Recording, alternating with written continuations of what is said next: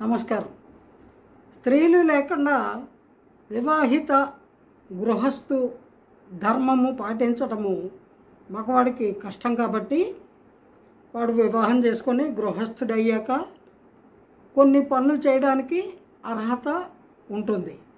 అటువంటి సందర్భాల్లో మాత్రమే స్త్రీని అంటే తన సహధర్మచారిణి భార్యను కూడా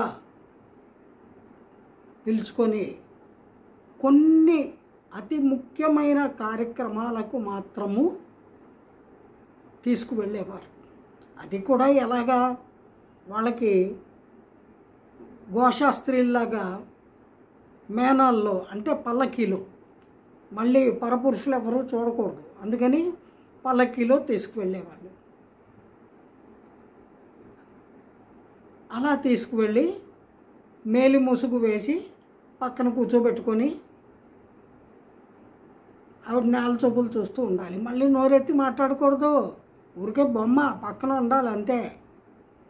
అలా తీసుకెళ్ళి ఏదో ధార్మిక కార్యక్రమాలకి, దైవీపరమైన యజ్ఞయాగాదులకి, నోములు వ్రతాలకి, లేదా పెళ్ళిళ్ళు పేరంటాలకి, ఇటువంటి వాటికి తీసుకువెళ్ళేవాళ్ళు. మళ్ళీ ఎవరైనా చనిపోతే అక్కడికి స్త్రీలని నాట్ అలౌడ్, ఓన్లీ పురుషులు మాత్రమే వెళ్ళేవాళ్ళు.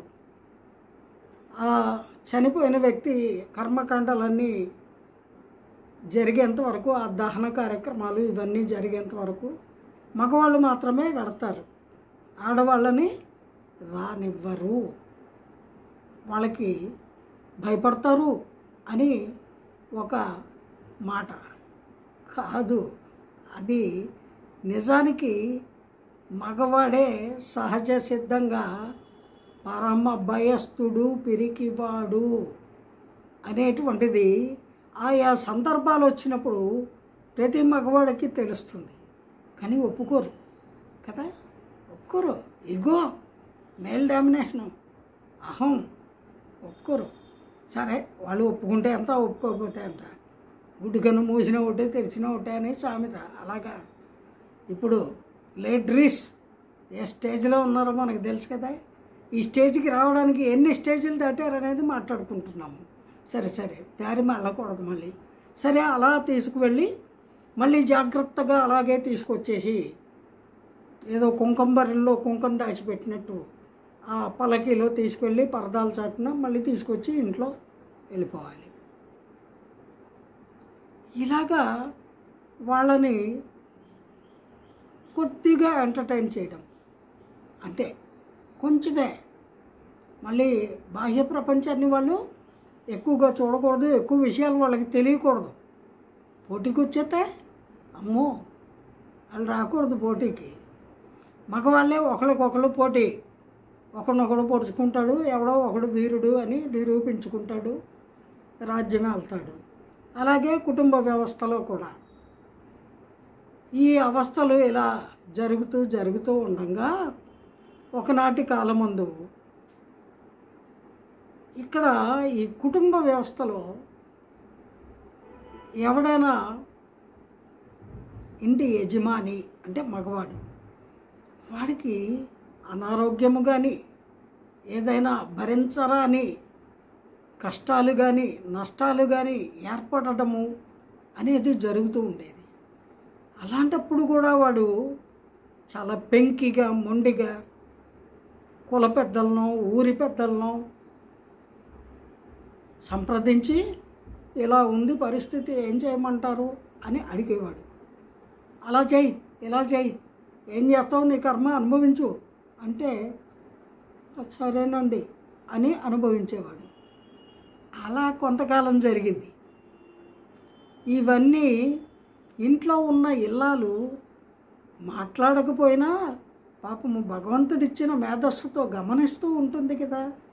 అలా కాలక్రమేణా గమనించి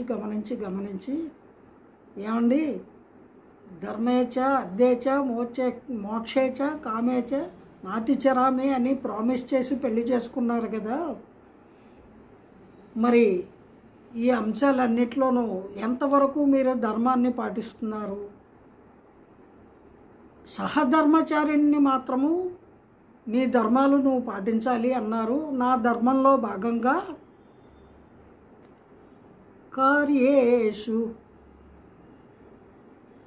కార్యేషు దాసి చరణేషు, ఇలా ఒక మనకి పాత ఇది ఉంది కదా, అలాగా ఆవిడ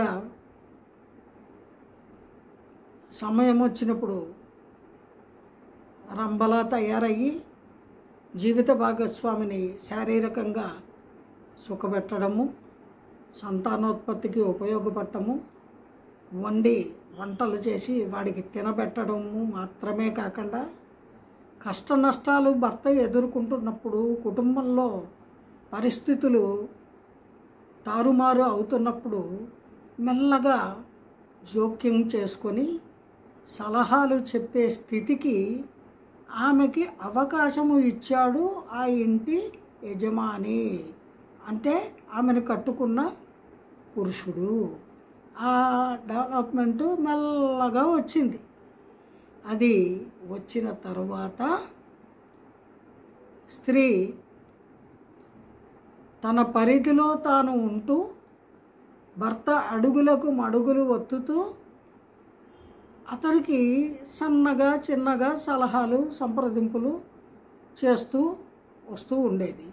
అందులో అతనికి నచ్చినవి ఫాలో అయ్యేవాడు, నచ్చనివి నీకేం తెలియదు ఊరుకో మూసుకో అని తన ఇచ్ఛానుసారంగా కుటుంబాన్ని పరిస్థితుల్ని ముందుకు తీసుకెడుతూ ఉండేవాడు.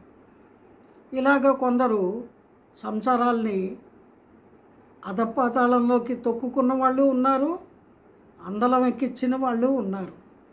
అలా కొంతకాలము గడిచింది. ఆ తర్వాత స్త్రీ యొక్క జీవన విధానంలో వచ్చిన మార్పులు ఎలా ఉన్నాయి అంటే నెక్స్ట్ ఎపిసోడ్లో చెప్తాను. జై గురుదేవ.